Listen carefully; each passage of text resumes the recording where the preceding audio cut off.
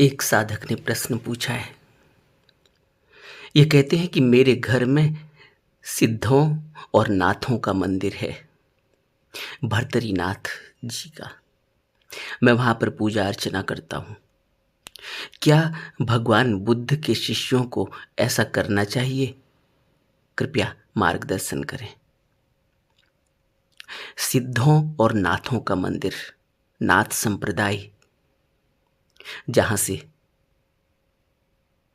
एक लंबी कतार निकली है, बाबा गोरखनाथ और उनके पीछे, यही ये कहना चाह रहे हैं कि क्या भगवान बुद्ध के शिष्यों को पूजा अर्चना करनी चाहिए? मेरे घर में सिद्धों और नाथों का मंदिर है।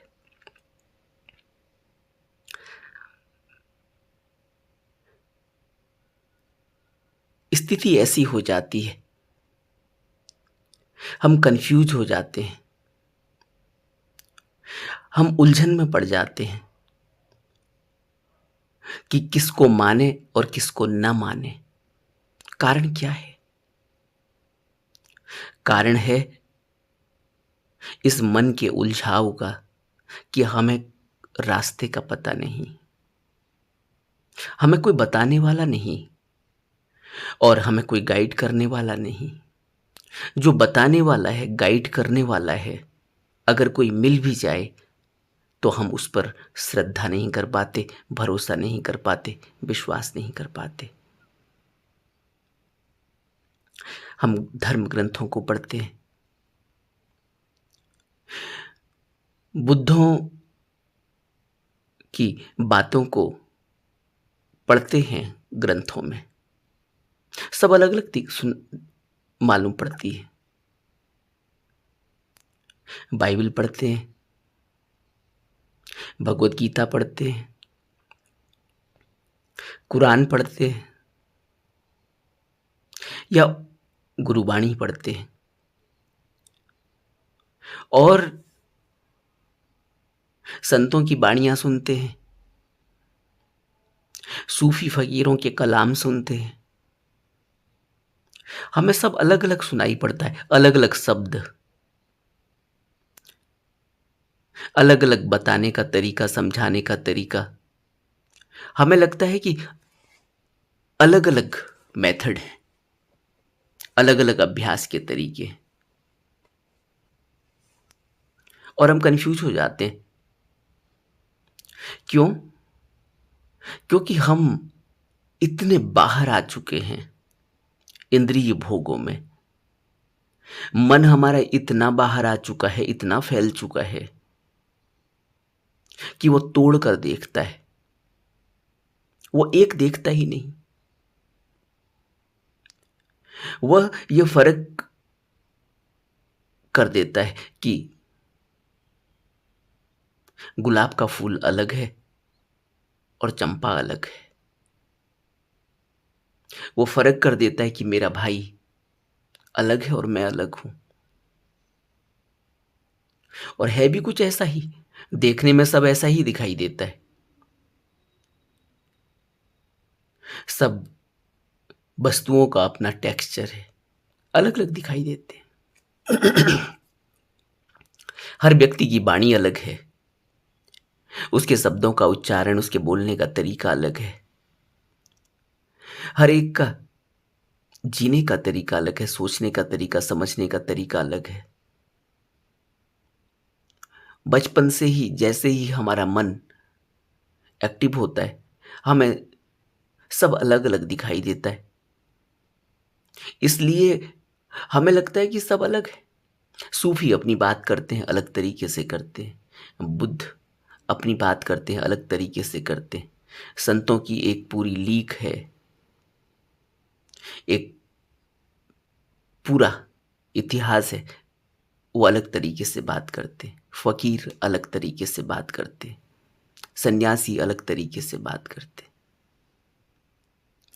और मन कंफ्यूज हो जाता है। हमें लगता है कि सब अलग अलग है, सबका तरीका अलग अलग है, इसलिए इस तरह के प्रश्न उठते हैं। अब हम क्या करें? बुद्ध की बात माने या किसी और संत सदगुरु की बात माने, या जो धर्म ग्रंथों में अलग अलग तरीके से समझाया और बताया गया है, अलग अलग शब्दों का इस्तेमाल किया गया है, किसको माने? तब यह प्रश्न उठता है। माँ बाप कुछ और कर रहे हैं, बच्चा कुछ और करना चाहता है। माँ कुछ और कर रही है, बाप कुछ और करना चाहता है। घर में जितने लोग हैं सबके अपने अपने भगवान हैं, सबका अपना अपना बिलीफ सिस्टम है, सबकी अपनी अपनी मान्यता है। फिर भेद हो जाता है। अब इस वजह से हम एक बड़े जंजाल में उलझ जाते हैं कि क्या सही है और क्या गलत है। और बुद्ध हमें सिस्टमैटिकली समझा रहे हैं। इसीलिए बुद्ध की बात हमारे समझ में आती भी नहीं। आज भी ये गलतफहमी, आज भी इस तरह की मान्यताएं समाज में फैला दी गई कि बुद्ध नास्तिक है। इस तरह की मान्यता समाज में फैलाई गई कि बुद्ध किसी भगवान को नहीं मानते। बुद्ध जो मानते हैं हमारे लिए, हमको इस जंजाल से निकालने के लिए बुद्ध ने बहुत कुछ कहा। धम्मपद की शुरुआत में ही बुद्ध ने कहा कि तुम मेरी बात भी मत मानना कि ये मैंने कही है, यह तुम्हारा अनुभव होना चाहिए। और तुम आडंबर, पाखंड, दिखावा, कुरीतियां, रीति रिवाज, इन सब से अपने को बाहर निकालो अगर आध्यात्म पर चलना चाहते हो। अब लगता है कि बुद्ध ने विरोध कर दिया समाज का, क्योंकि समाज में मान्यताएं हैं, समाज में सामाजिक व्यवस्थाएं हैं। उन व्यवस्थाओं और मान्यताओं में हम सब चलते हैं, आंख बंद करके चलते हैं, कभी कुछ पूछते थोड़ी है। बचपन से ही उन मान्यताओं में चलते हुए आ रहे, उन रीति रिवाजों में चलते हुए आ रहे, वो हमारे जीवन का हिस्सा बन जाता है। अब कभी यह प्रश्न ही नहीं उठता कि ऐसा क्यों क्यों प्रश्न ही नहीं उठता। हम क्यों का इस्तेमाल ही नहीं कर पाते, क्यों शब्द हमसे निकलता ही नहीं। माँ कहती है ऐसा करो, हम चुपचाप करने लग जाते हैं क्योंकि माँ भी ऐसा ही कर रही है, हम देख रहे हैं उसको। तो कभी क्यों उठता ही नहीं। बुद्ध ने हमें क्यों दिया, बुद्ध ने कहा क्यों, और अपने से ही शुरुआत करी। बुद्ध ने कहा कि तुम मेरी बात भी ऐसे ही मत मान लेना कि ये मैंने कही है। तो लोगों ने कहा कि बुद्ध तो नास्तिक है क्योंकि ये किसी भगवान की बात ही नहीं करते। बुद्ध नास्तिक है क्योंकि यह देवी देवता, स्वर्ग, नरक, इन सब को बहुत नीचे रखते हैं। इस तरह से एक बहुत बड़ा कंफ्यूजन फिर क्रिएट हो गया। क्योंकि अब हम कैसे समझेंगे। सीधे सीधे मान लें, मन में इतनी ताकत नहीं है। जब मन में ताकत नहीं है कहा जा रहा है, इसका अर्थ है कि सीधे सीधे मान लेने का अर्थ है इतना संकल्प पैदा करना, इतनी सम्यक दृष्टि पैदा करना। बुद्धि इसको प्रज्ञा कहते हैं, सम्यक दृष्टि और सम्यक संकल्प। अब बुद्ध को हम बुद्ध देखते हैं, सिद्धार्थ गौतम को हम बुद्ध बनते हुए देखते हैं उनकी जीवनी में, लेकिन सम्यक दृष्टि और सम्यक संकल्प तो देखो उनका। अगर सिद्धार्थ गौतम बुद्ध बनते हैं तो सिद्धार्थ गौतम से बुद्ध बनने तक का जो सफर है उसमें सम्यक दृष्टि और सम्यक संकल्प आधार है। सम्यक दृष्टि की एक बूढ़ा व्यक्ति दिखाई दे रहा है, एक बीमार दिखाई दे रहा है, एक मृतक दिखाई दे रहा है। हमारे घर में बूढ़ा व्यक्ति हमें दिखाई देता है, हम समझ ही नहीं पाते। हमारे घर में हमें बीमार दिखाई देता है, हम समझ ही नहीं पाते। हमारे घर में हमें मृतक दिखाई दे रहा है, हमारे अंदर कोई बदलाव, कोई प्रश्न नहीं उठता। सम्यक दृष्टि है ही नहीं, यानी प्रज्ञा है ही नहीं। और सम्यक संकल्प हमारा ऐसा जो पल भर पहले कुछ और होता है, पल भर बाद ही हम भूल जाते हैं। ये हमारा संकल्प है। जब हमारे अंदर प्रज्ञा न हो, विकसित न हो, प्रज्ञा तो सबके अंदर है, विवेक सबके अंदर है, विकसित नहीं है, अभी उघड़ा नहीं है, दबा हुआ है। जब ऐसी स्थिति हो तो न तो दृष्टि से कुछ दिखाई देता है जिसको सम्यक कहते हैं, और न संकल्प बन पाता है जिससे हम आगे बढ़ पाते हैं, कदम रख पाते हैं। फिर हमें इसी तरह के कंफ्यूजन होते हैं। आज इस मंदिर में चले जाओ क्योंकि वहां अमिताभ बच्चन गए थे, आज इस मंदिर में चले जाओ क्योंकि वहां कोई और सुपरस्टार गया था, आज इस मस्जिद में चले जाओ, आज इस गिरजा में चले जाओ, आज इस गुरुद्वारे में चले जाओ, आज यह व्रत कर लो, आज यह उपवास कर लो, आज इस तरह के कपड़े पहन लो, आज इस तरह की बातें कर लो, आज इस तरह के धर्म ग्रंथ पढ़ लो। क्यों? क्योंकि हम देख रहे हैं कि वह व्यक्ति जो जिसके अंदर आज ताकत है, जिसके पास आज पैसा है, जिसके पास आज शोहरत है, जिसके पास आज दल बल है, उस आदमी को हम जाते हुए देखते हैं किसी मंदिर में, किसी मस्जिद में, किसी गुरुद्वारे में। हम सोचते हैं कि हमें भी जाना चाहिए, शायद उससे वहां से कुछ मिल रहा है। फिर कोई हम दूसरे को देखते हैं, कोई दूसरा सुपरस्टार कहीं और किसी गुरु के पास जाता है, किसी महात्मा के पास जाता है, किसी सन्यासी के पास जाता है, आशीर्वाद लेता है। हम देखते हैं, हमें लगता है कि उसको शायद वहां से कुछ मिल रहा है, इसलिए वो सुपरस्टार हो गया, हमें भी जाना चाहिए। हम भी एक फोटो लाकर नहीं जा पाते हैं तो एक फोटो लाकर घर में रख लेते हैं। फिर कुछ दिनों बाद कुछ और एक हवा चलती है, उसकी सोशल मीडिया में बहुत बात होती है, हम उसके पीछे लग जाते हैं।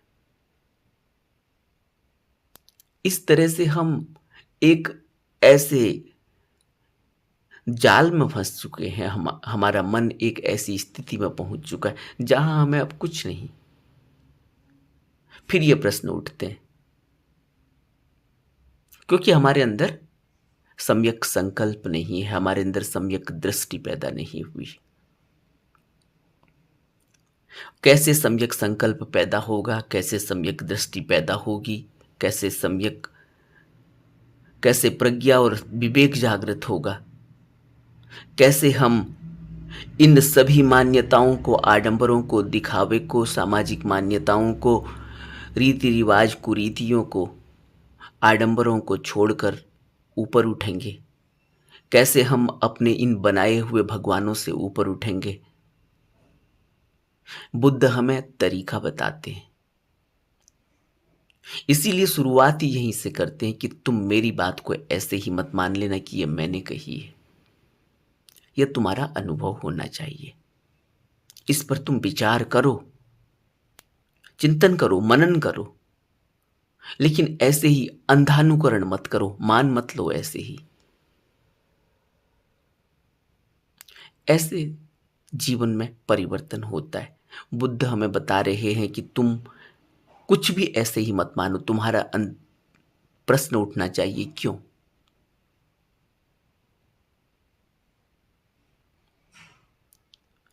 हम यही करते हैं, हमारे अंदर प्रश्न नहीं उठ पाता।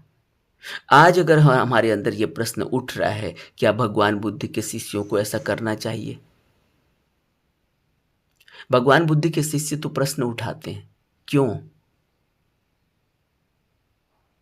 सिद्धों और नाथों का मंदिर है, मंदिर क्यों?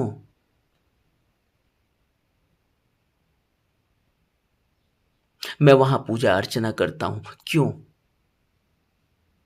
क्या चाहता हूं मैं? क्यों मैं सिद्धों और नाथों के मंदिर में ही पूजा करता हूं? मंदिर तो बहुत बड़े बड़े बने हुए हैं पूरे संसार में। अलग अलग देवी देवताओं के, अलग अलग भगवानों के, अलग अलग अवतारों के, अलग अलग बुद्धों के, सिद्धों के, संतों के कितने मंदिर बने, कितने तीर्थ बने हैं। तो प्रश्न तो उठना चाहिए, क्यों? क्यों मैं जाता हूं? सारनाथ जाता हूं, क्यों? प्रश्न तो उठना चाहिए, क्यों? बुद्ध की शिक्षा मुझे अच्छी लग रही है, क्यों? भगवान बुद्ध का शिष्य बन गया हूं मैं, क्यों? अब इन्होंने प्रश्न पूछा, क्या भगवान बुद्ध के शिष्यों को ऐसा करना चाहिए? इससे पता चलता है कि ये भगवान बुद्ध के शिष्य बन गए। तो अब प्रश्न तो उठ इन्होंने अपने से पूछा ही होगा, क्यों भगवान बुद्ध के शिष्य बन गए? जब सिद्धों और नाथों का मंदिर है, जब वो सिद्ध हैं, नाथ हैं, उन्होंने पाया है, और वो मंदिर घर में ही है, उनकी वाणी, उनकी शिक्षा घर में ही है, तो फिर बुद्ध के शिष्य बनने की क्या आवश्यकता थी? प्रश्न तो उठता है।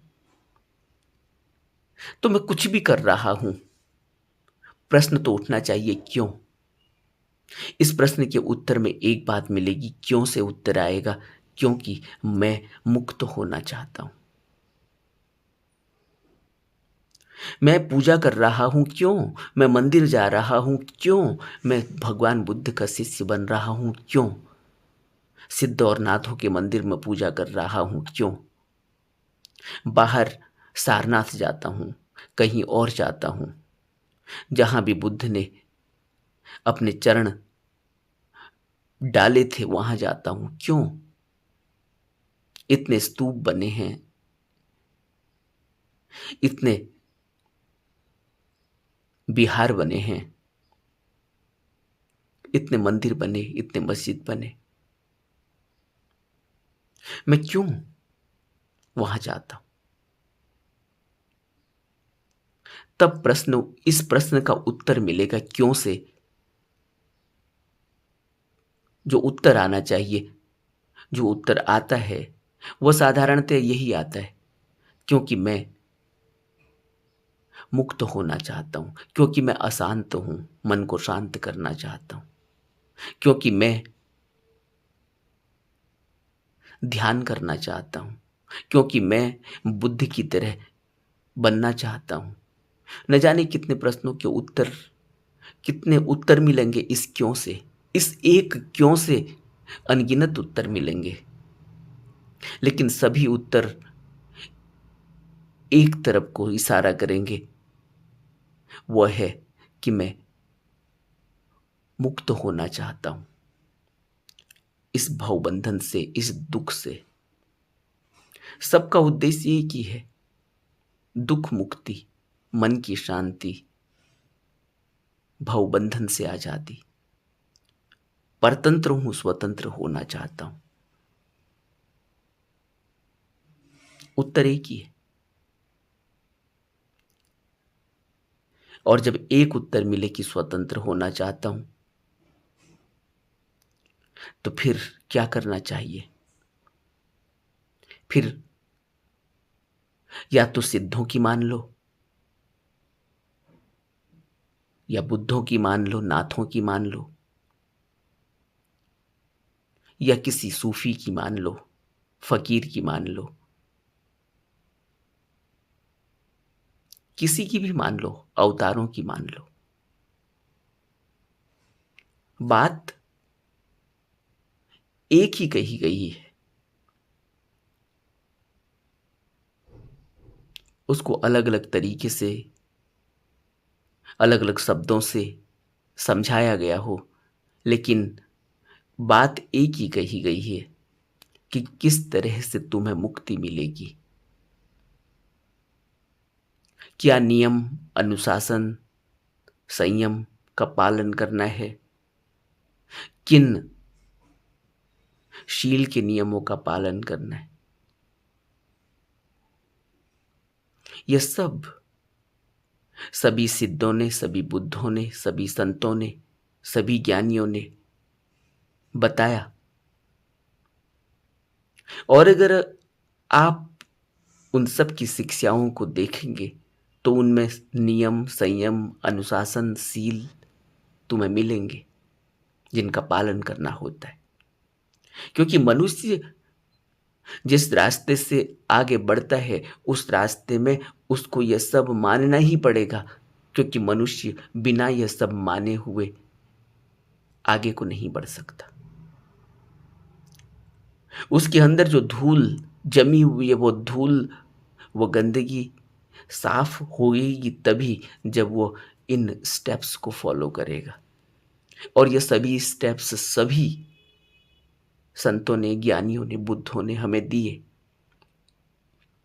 लेकिन फिर मन दुविधा में आ जाता है, क्योंकि मन के अंदर न तो सम्यक दृष्टि है कि वो देख सके, समझ सके, न उसके अंदर संकल्प है कि वो एक संकल्प के साथ एक रास्ते पर चल सके। मैंने पहले भी कहा था कि बुद्ध ने घर छोड़ा और सीधे गुरु के पास चले गए। बुद्ध ने घर छोड़ा, किसी मंदिर में जाकर किसी पिछले बुद्धों की प्रतिमा पर जाकर बैठकर ध्यान नहीं किया। एक जीवित गुरु के पास पहुंचे। अब सिद्धार्थ गौतम जैसा व्यक्ति जिसके अंदर सम्यक दृष्टि इतनी पहले से ही है, सम्यक संकल्प इतना है कि वो राजमहल छोड़ सकता है एक रास्ते पर चलने के लिए। सम्यक दृष्टि ऐसी है कि वो मौत को देखने के बाद उनके अंदर यह विचार इतना गहरा हो गया कि मौत फिर आएगी, मेरी भी आएगी, तो फिर ये जो जिंदा था यह कौन था। सिर्फ इस बात से वो उस रास्ते पर, उस खोज में आगे निकल पड़े। और गए कहां? एक जीवित गुरु के पास। किसी अपने से पुराने पिछले बुद्धों के पास नहीं गए, बुद्धों की प्रतिमा, बुद्धों के मंदिर में जाकर नहीं बैठे, जबकि बुद्ध ने कहा कि उनसे पहले भी बुद्ध आए। और बुद्ध ने यह भी कहा कि मैं कुछ नई बात नहीं कह रहा हूं, मैं वही कह रहा हूं जो पहले आए हुए बुद्धों ने कहा है। सोचो, तो यह बात तो पहले से कही जा रही है। सिद्धों ने कही, नाथों ने कही, संतों ने कही, फकीरों ने कही, सूफियों ने कही, न जाने सभी ज्ञानियों ने कही। लेकिन हमारा मन फिर उनको अलग अलग कर देता है, क्योंकि न तो दृष्टि पैदा हुई है और न संकल्प पैदा हुआ है। यह जरूरी है, बिना इसके इस मार्ग पर चला ही नहीं जा सकता। अब कैसे संकल्प पैदा होगा, कैसे दृष्टि पैदा होगी? बुद्ध ने हमें वो अभ्यास दिया। अभ्यास शुरू करने से पहले हमें कुछ डू एंड डोंट्स दिए।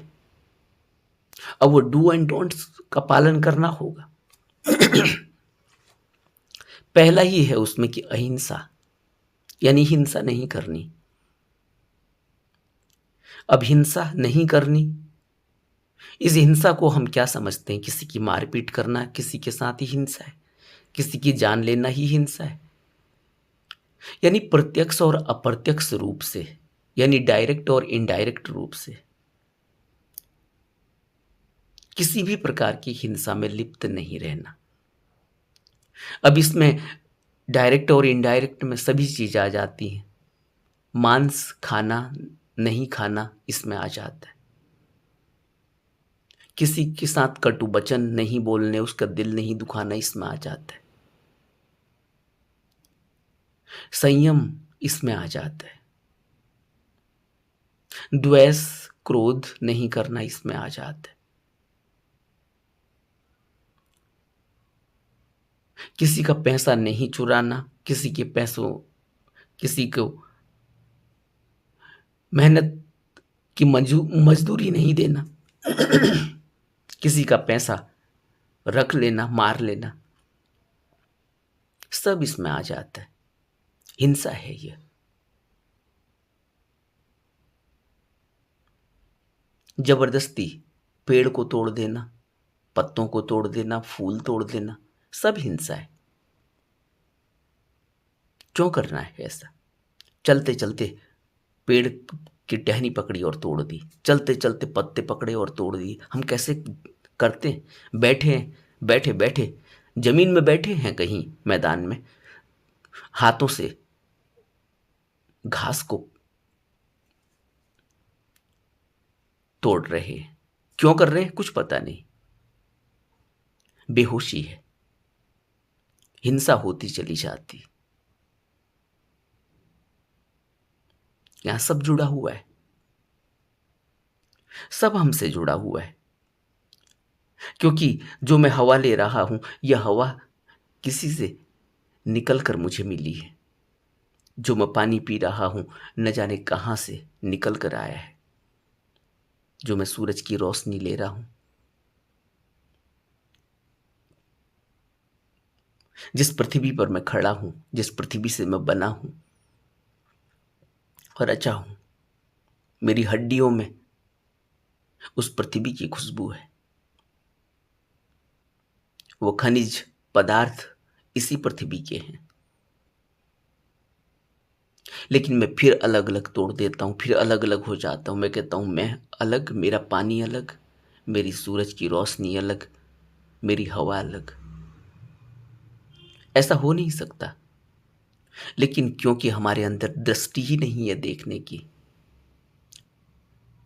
और संकल्प ही नहीं है कदम आगे बढ़ाने का, तो फिर हम इसी बात में उलझ जाते हैं कि सिद्ध अच्छे हैं या नाथ अच्छे हैं या अवतार अच्छे हैं, हिंदू अच्छे हैं तो मुस्लिम अच्छे हैं, यह देश अच्छा है तो दूसरा देश अच्छा है। और जीवन हमारा ऐसे ही व्यर्थ में बीत जाता है, क्योंकि हमने शुरुआत ही नहीं की। किसी भी सिद्ध से शुरुआत करें, किसी भी नाथ से शुरुआत करें, किसी भी संत से शुरुआत करें। बुद्ध ने तो आलार कालाम के पास जाकर शुरुआत करी, लेकिन तुम्हें पुस्तकों में पढ़ने को मिलेगा कि आलार कालाम से भी उनको नहीं मिला। सभी पुस्तकों में लिखा है आलार कालाम से भी वो संतुष्ट नहीं हुए, फिर आगे बढ़ गए। अच्छा है, संतुष्ट नहीं हुए, आगे बढ़ गए, लेकिन आलार कालाम से क्या मिला यह कितनी जगह लिखा है? बुद्ध जैसा, सिद्धार्थ गौतम जैसा व्यक्ति जिसके अंदर इतनी सम्यक दृष्टि है, इतना सम्यक संकल्प है, यानी बुद्धत्व प्राप्त करने से पहले ही इतना कुछ है, इतनी पोटेंशियलिटी है, इतना तेज है, वह व्यक्ति भी आलार कालाम के पास जाता है, उनको गुरु बनाता है, उनके बताए हुए उपदेशों पर चलता है। और हम यह सोच रहे हैं कि हम किसी प्रतिमा के आगे बैठ जाएंगे, उसको अपना सब कुछ मान लेंगे भगवान, और फिर हमारा जीवन बदल जाएगा। लेकिन हम यह नहीं समझ रहे हैं कि वो प्रतिमा बोलेगी नहीं तुम अच्छा कर रहे हो या नहीं कर रहे हो। वो प्रतिमा तुम्हें कोई उपदेश देगी नहीं। वो प्रतिमा कोई पलके नहीं उठाएगी। वो प्रतिमा तुमसे संवाद नहीं करती। तुम्हें जीवित चाहिए। तुम्हें वह चाहिए जो तुम्हारी भाव भंगिमा से पहचान ले कि तुम क्या सोच रहे हो, क्या बोल रहे हो, क्या कर रहे हो, तुम्हारा जीवन कैसे जिया जा रहा है, तुम्हारे कर्म किस तरह के हैं।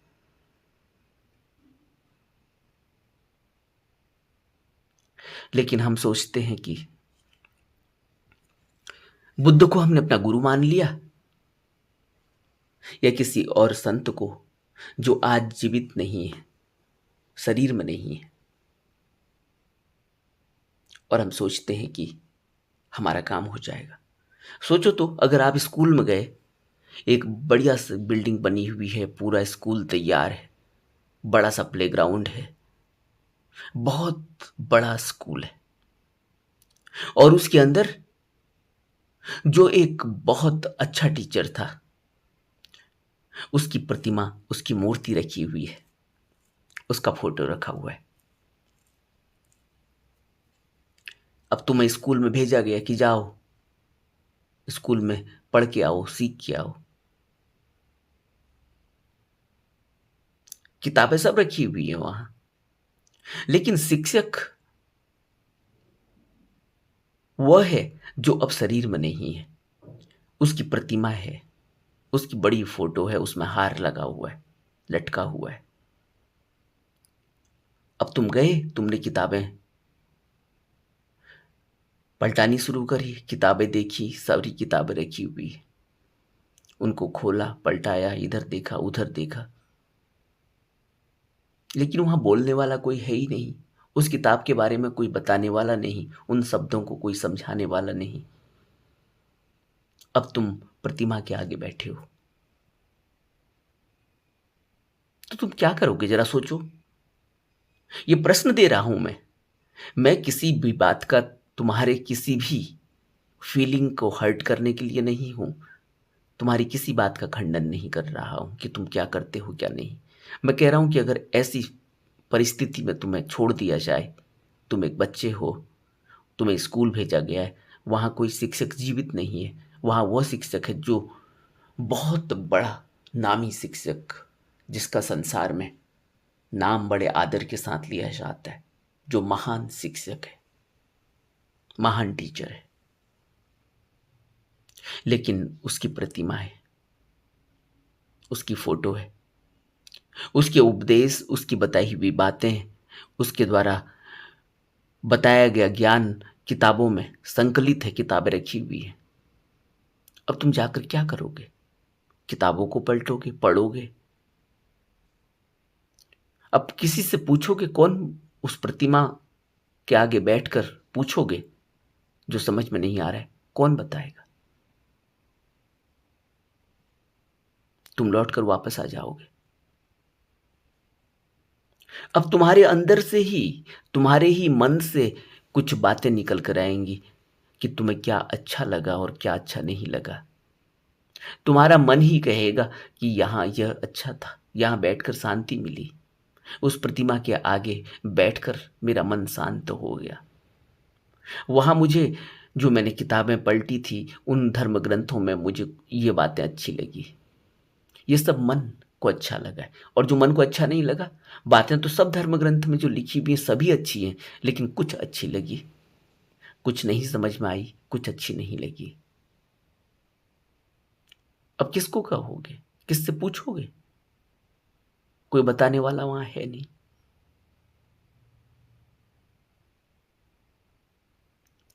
इस तरह से हमारा आध्यात्म चलता है। मैं आध्यात्म की बात कर रहा हूं, और ऐसे आध्यात्म पर चलते हुए हम कहीं नहीं पहुंचते। हम अपने मन के हिसाब से, जिस मन अच्छा लग गया ठीक, जो मन अच्छा नहीं लगा ठीक। और मन जो अभी अच्छा लग रहा है जहाँ, वहाँ से फिर जहाँ मन कहीं और अच्छा लगेगा वहाँ चला जाता है। और यही तो हो रहा है कि मैं बुद्ध का शिष्य हूँ, लेकिन सिद्ध और नाथों के मंदिर में जाकर पूजा अर्चना करता हूँ। क्या फर्क है सिद्ध और नाथों के मंदिर में जाकर पूजा अर्चना करना और बुद्ध का शिष्य होने में? फिर क्या अंतर है? कुछ भी तो अंतर नहीं है। जब तुम बुद्ध के शिष्य ही हो तो फिर सिद्ध और नाथ के मंदिर में जाकर पूजा अर्चना करने की जरूरत क्या है?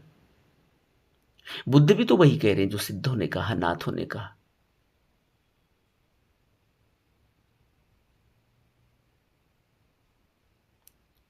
मैं ऐसा नहीं कह रहा हूं कि तुम पूजा अर्चना करो मत करो, बुद्ध के शिष्य हो नहीं हो।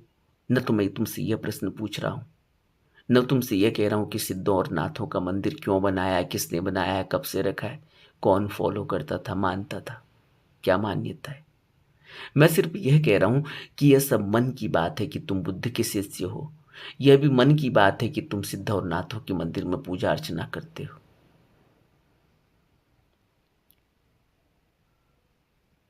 सिद्ध और नाथों के मंदिर में पूजा अर्चना करते हो क्योंकि वह एक लीक बनी हुई है। माँ बाप भी करते रहे होंगे तभी वो मंदिर घर में है, कि दादा करते होंगे, दादी करती होगी, या कोई और घर का सदस्य करता रहा होगा, इसलिए वो मंदिर है।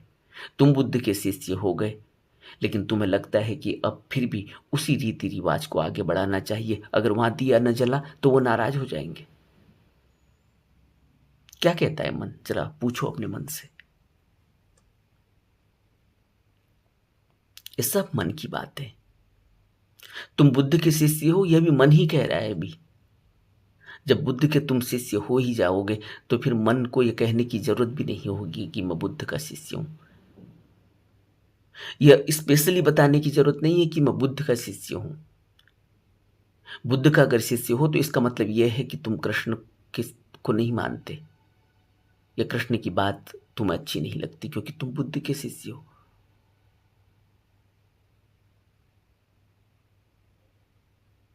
या तुम महावीर से हमें क्या लेना देना, या पैगंबर से क्या लेना देना, या क्राइस्ट से क्या लेना देना। ये मन ने पहले ही तोड़ दिया। बुद्ध को अलग रख दिया क्योंकि वो अच्छे लगते हैं, इसलिए मैं उनका शिष्य बन गया। बुद्ध ने तुम्हें शिष्य बनाया?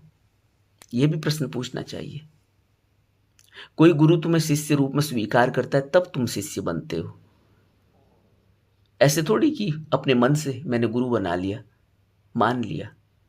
तुमने गुरु मान लिया, गुरु ने तुम्हें माना या नहीं माना, यह भी तो एक प्रश्न है। मैं तुम्हारी संवेदनाओं को, तुम्हारी भावनाओं को ठेस नहीं पहुंचा रहा हूं कि तुम बुद्ध के शिष्य बने हो तो क्यों बने हो। मैं तुमसे यह नहीं पूछ रहा हूं। मैं तुम्हें एक प्रश्न दे रहा हूं कि मन किस तरह से खेल खेलता है, मैं तुम्हें वो बता रहा हूं। बुद्ध तो अब है नहीं, तुम शिष्य बनो मत बनो क्या फर्क पड़ता है। बुद्ध स्वीकार करेंगे अस्वीकार करेंगे ऐसा कोई तुम्हें मैसेज आएगा नहीं। इसलिए तुम बुद्ध के भी शिष्य हो, तुम सिद्ध और नाथ के मंदिर में भी जा सकते हो, तुम किसी हिंदू मंदिर में भी जा सकते हो, किसी अवतार पुरुष के जो मंदिर बने हुए तीर्थ बने हुए वहां भी जा सकते हो। तुम गंगा में जाकर नहा भी सकते हो क्योंकि लाखों लोग जाकर नहाते हैं, करोड़ों लोग जाकर कुंभ में जाकर नहाते हैं, क्योंकि संसार समाज ऐसा करता है। हम भी ऐसा कर रहे हैं क्योंकि हमारे दादा दादी ऐसा करते थे, क्योंकि हमारे पुरखे ऐसा करते थे। पुरोहितों ने हमें इस तरह की बातें बताई हैं, सिखाई हैं, नहीं तो वो नाराज हो जाएंगे। हम बहुत बड़े कन्फ्यूजन में हैं। और आज भी जब हम अपने को शिष्य कहते हैं तो उस शिष्य में भी हमारा कन्फ्यूजन ही है, क्योंकि अभी भी हम बुद्ध के शिष्य हैं। इसलिए हमें कहना पड़ रहा है कि हम बुद्ध के शिष्य हैं। क्यों कहना पड़ रहा है?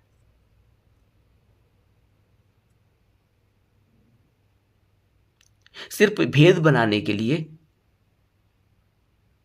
कि एक भेद बना रहे कि मैं बुद्ध का शिष्य हूं, इसलिए मुझे दूसरे से अलग दिखना चाहिए, समझना चाहिए। मैं बुद्ध की मान्यताओं, बुद्ध की शिक्षा पर चलता हूं। और जो व्यक्ति बुद्ध की शिक्षा पर चलता है उसे कुछ कहने की जरूरत थोड़ी है कि वो अलग है, बुद्ध को मानता है या किसको नहीं मानता। जिसने बुद्ध को माना उसने सबको माना। लेकिन मन फिर कहेगा नहीं नहीं, ऐसे कैसे कहेंगे, बुद्ध को माना तो सबको माना, क्योंकि बुद्ध अलग कह रहे, नानक अलग कह रहे, क्राइस्ट अलग कह रहे। कैसे हम कहें कि बुद्ध को मानता हूं तो फिर मैं क्राइस्ट को भी मानूंगा। ये सब मन के भेद है। मन कहेगा नहीं नहीं, क्राइस्ट से हमसे क्या लेना देना, हम तो बुद्ध के शिष्य हैं। इसलिए बुद्ध ने सिर्फ एक शब्द कहा, करुणा। क्राइस्ट ने सिर्फ एक शब्द कहा, प्रेम।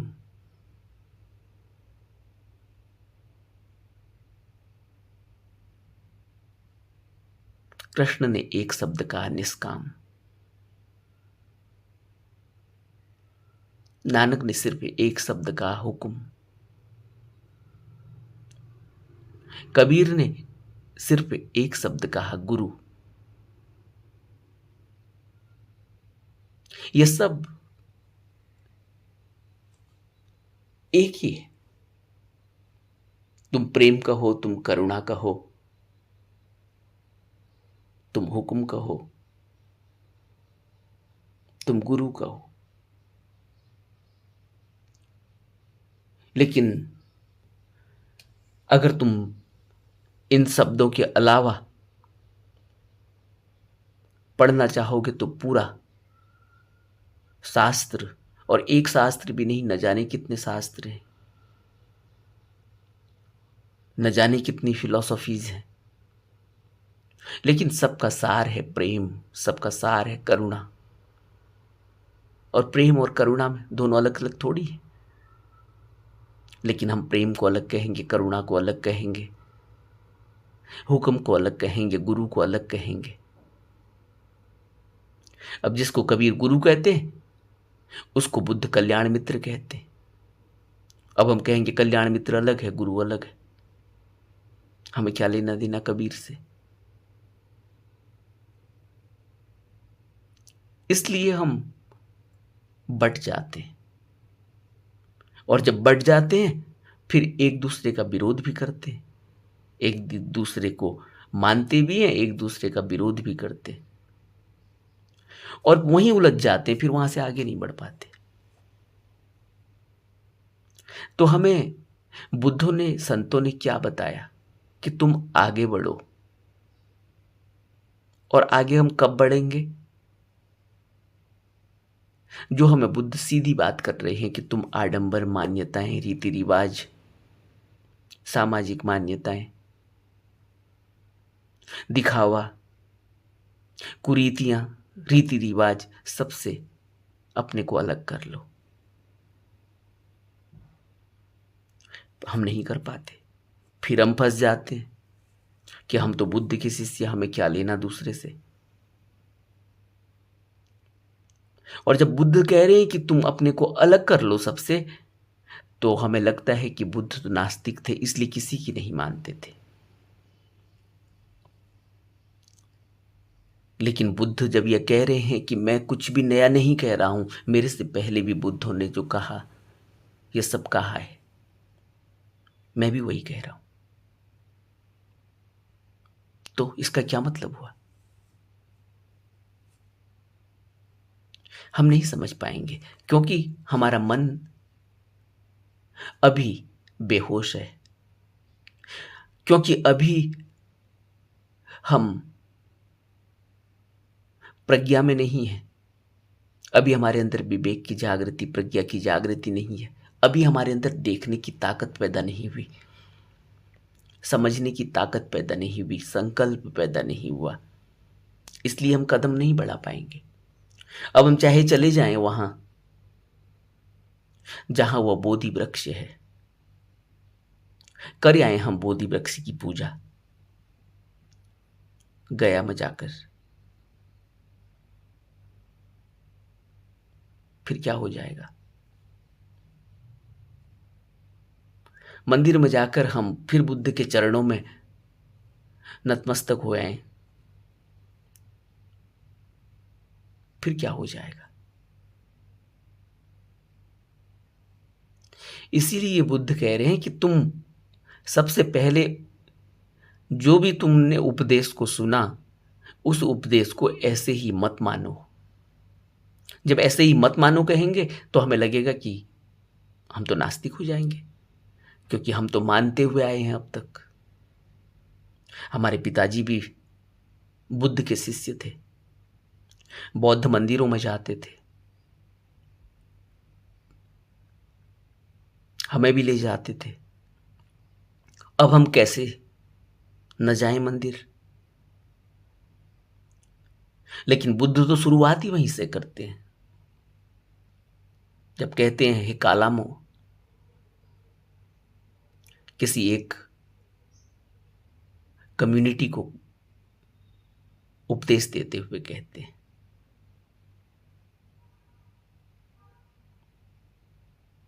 कि तुम मेरी बात को ऐसे ही मत मान लेना कि ये मैंने कही है।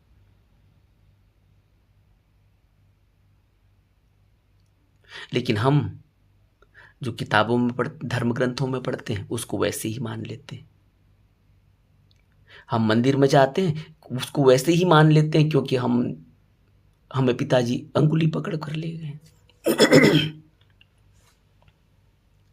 हमने वहां देखा, हमें अच्छा लगा, अच्छी अच्छी खुशबू आ रही थी, कितने भंते लोग वहां थे, उनको हमने प्रणाम किया, हमें अच्छा लगा, हमने वहां कुछ दान दिया। धीरे धीरे हम उसी ढर्रे पर चलने लगे जिस ढर्रे पर हमारे पिता चलते थे। और बुद्ध कैसे चले इस रास्ते पर? बुद्ध की जीवनी से हमें क्या पता चलता है? सबसे पहले सम्यक दृष्टि, कि मैंने एक वृद्ध देखा, एक बीमार देखा, एक मृतक देखा।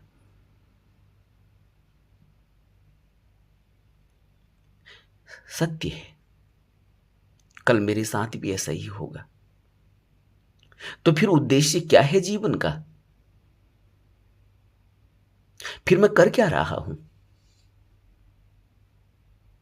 फिर मैं ये जो भी दिखावा कर रहा हूं, जो कुछ भी यहां जोड़ तोड़ कर रहा हूं, जो भी यहां बाल बच्चे पैदा कर रहा हूं, घर परिवार बना रहा हूं, जो कुछ भी यहां इकट्ठा कर रहा हूं सामान, ये कौन है जो ये सब कुछ कर रहा है? क्या ये वह है जो बूढ़ा हो रहा था? क्या ये वह है जो बीमार हो रहा था? क्या ये वह है जो मृत हुआ था? या ये कोई और है जो ये सब कर रहा है? ये प्रश्न हमारे कभी नहीं उठे, और हम कहते हैं कि हम तो बुद्ध के शिष्य हो गए, या हम ये कहते हैं कि हम तो पूजा अर्चना करते हैं। तो पहले प्रश्न तो उठना चाहिए कि क्यों करते हैं।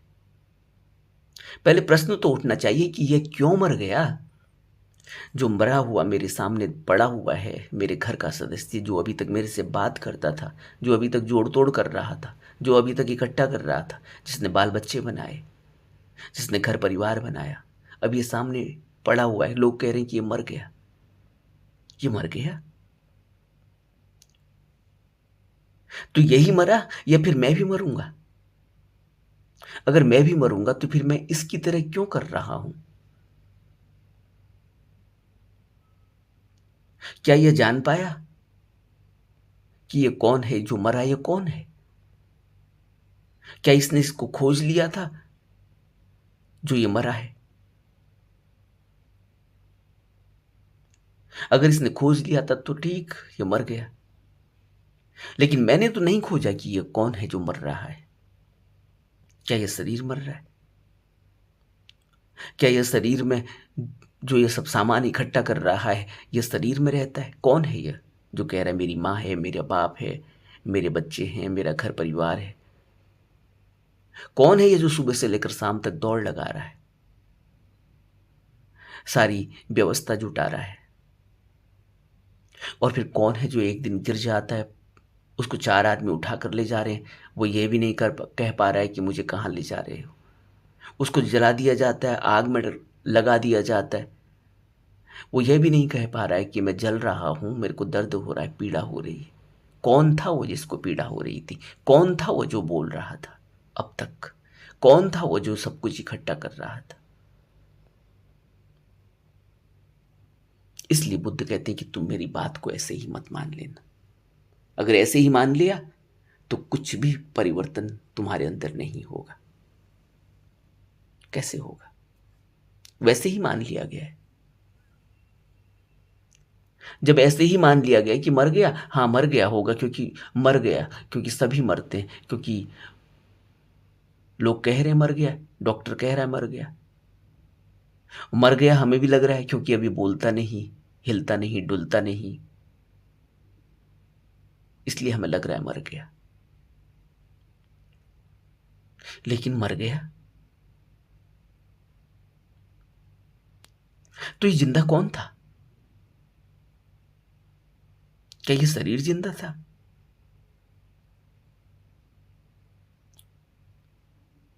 क्या ये शरीर ही मरा है, या मन भी मर गया? तो अभी तक हम कह रहे थे शरीर है, मन है। तो अगर शरीर मरा हुआ दिखाई दे रहा है तो मन कहां गया? लेकिन हमारे कभी ये प्रश्न उठते नहीं, इसलिए हमारा जीवन ऐसे ही उलझन में उलझ जाता है, आगे नहीं बढ़ पाता। हम बुद्ध के शिष्य हो जाएं, हम कृष्ण के शिष्य हो जाएं, हम महावीर के शिष्य हो जाएं, या हम क्राइस्ट के शिष्य हो जाएं,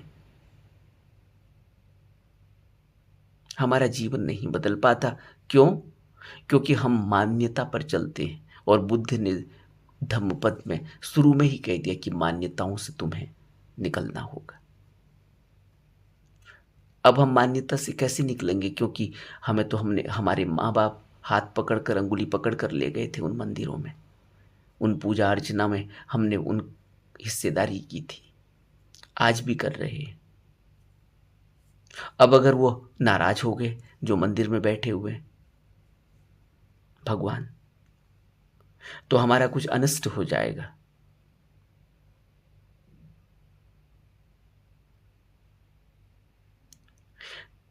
इस तरह की उलझन में उलझा हुआ व्यक्ति कहीं आगे नहीं पहुंचता।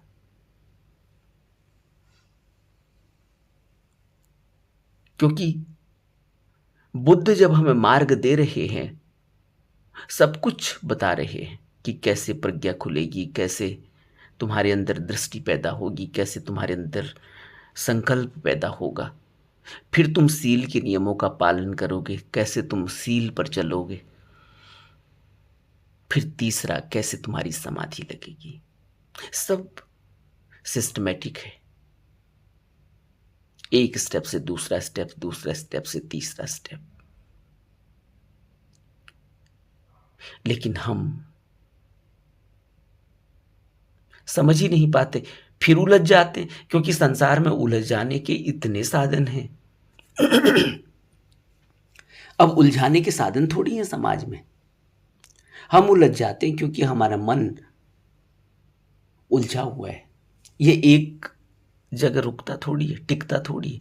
इसीलिए तो बुद्ध शुरुआत ही वहीं से करते हैं कि तुम आनापान करो, जब अभ्यास करो तो शुरुआत करो आनापान से।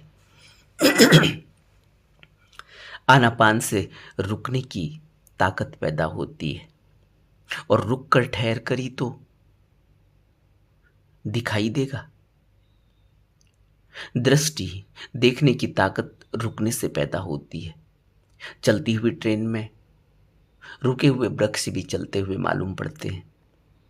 चलती हुई ट्रेन में खेत खलिहान भी चलते हुए मालूम पड़ते हैं। घर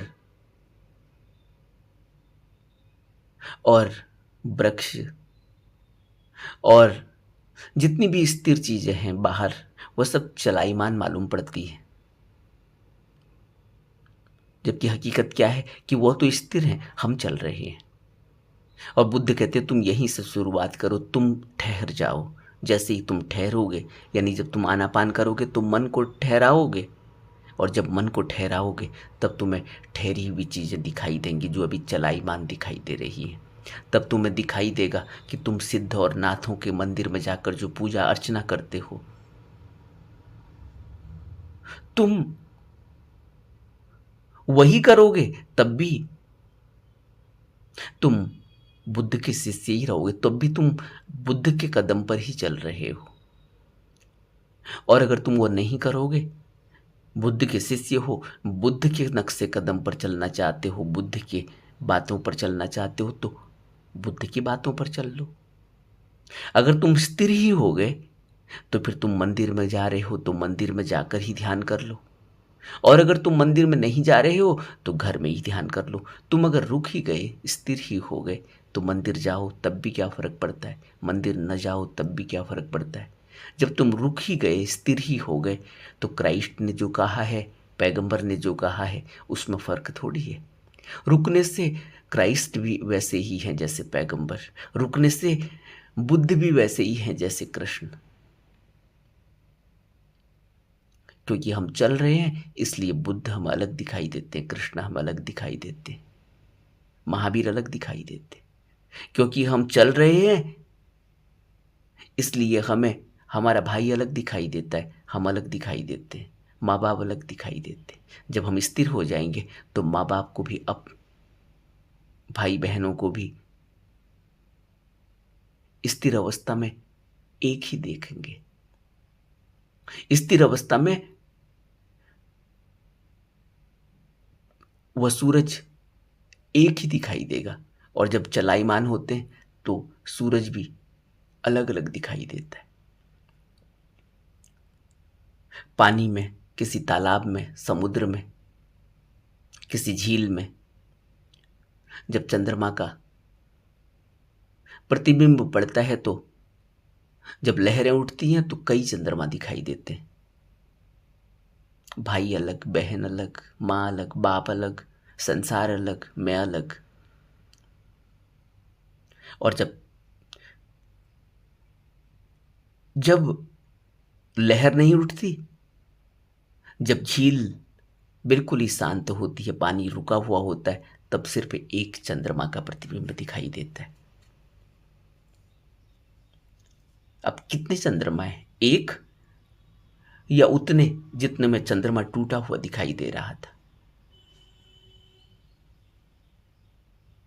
कोई फर्क नहीं है कि तुम पूजा करते हो नहीं करते, कोई फर्क नहीं है कि तुम बुद्ध के शिष्य हो या किसी भर्तरीनाथ के, कोई फर्क नहीं है कि तुम किस मजहब से हो, किस जाति से हो, किस देश से हो। लेकिन इस अवस्था तक आने के लिए तुम्हें फिर पालन करना पड़ेगा बुद्ध की शिक्षाओं का। जब बुद्ध की शिक्षाओं का कहा जा रहा है तो कोई जरूरी नहीं कि बुद्ध की शिक्षाओं का पालन करके ही तुम्हें पता चलेगा। तुम किसी भी बुद्ध की शिक्षा का पालन कर सकते हो, वो सभी बुद्ध हैं, महावीर हो, नानक हो, कबीर हो, क्राइस्ट हो, पैगंबर हो। संतों की कितनी लंबी फहरिस्त है, और आज भी लगातार आगे को चल रही है, बढ़ रही है, आज भी है, आगे भी रहेगी। बुद्ध ने कहा कि बुद्ध से कभी धरती खाली नहीं होती, बुद्ध हमेशा धरती पर रहते।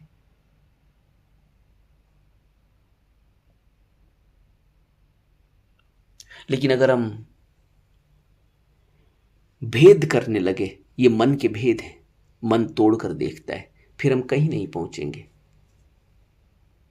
इसलिए जो कुछ भी हम करें, शुरुआत हमें करनी होगी वहीं से, प्रश्न पूछते हुए कि क्यों। मेरी बात को ऐसे ही मत मान लेना कि यह मैंने कही है, बुद्ध कहते हैं, यह तुम्हारा अनुभव होना चाहिए। नमो बुद्धाय।